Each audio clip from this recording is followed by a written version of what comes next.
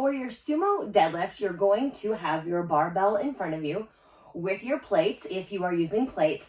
And the sumo stance, it's a wider stance. So our regular deadlift, our feet are about shoulder width distance apart. We hinge at our hips, we send our butt back and our chest forward with our core braced. So it's a similar action, but with a wider sumo stance. So what I'm going to do is I'm going to take my feet a little bit wider than shoulder distance apart. And this will be something that you'll feel for, because you don't want to get too wide, then you're going to lose your strength. You're not going to be stable. But if it's too narrow, you're not really working the muscles that we want. So we are focusing on the inner thighs and the outer glutes here, and of course the hamstrings. So you're taking your feet about shoulder distance apart, and then you want your shins pretty much touching that bar. So I'm going to roll my bar back since I want to make sure I stay in the frame. But you would step up to the bar. Now the other thing is my toes are slightly turned out. They're not like in a second position ballet stance. They're not straight forward. I want my knees to follow my toes and vice versa. So my toes are turned slightly out. From here, I'm going to sit back and down. So my hips go back, my chest goes forward, and my hands are now underneath my shoulders. They're not out wide, they're not too narrow, they're pretty much right underneath my shoulders. From here, I'm going to drive my knees out. I'm going to push into the ground and feel as I'm spreading the ground with my feet. I've got navel to spine, shoulders locked down the back, head is in a nice neutral position. I'm activating my glutes, and I'm going to pull the bar up and come to standing.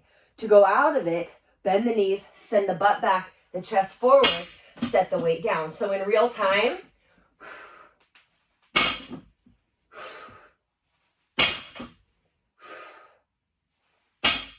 now I'm going to show you from the side and then also show you how to reset, because a lot of people are going to want to reset in between the reps. So I'm going to swing my bar around. Good, you can still see me. Now the big thing we want to look at from the side is where the hips are. They're not too low and they're not too high.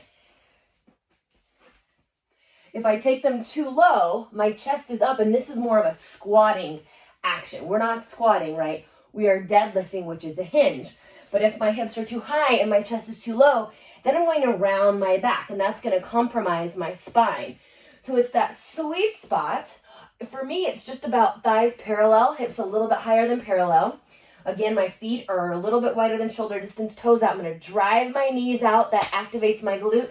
And then I'm going to try and spread the ground apart with my feet. Shoulders down, lats engaged, core is strong, head is neutral. Drive up to stand.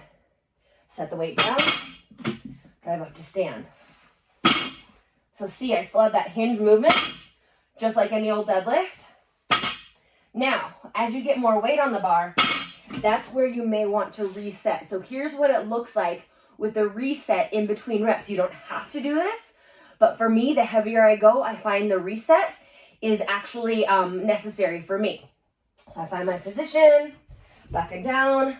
I'm going to stand up, set it back down, straighten my legs, sit down, reset, come up.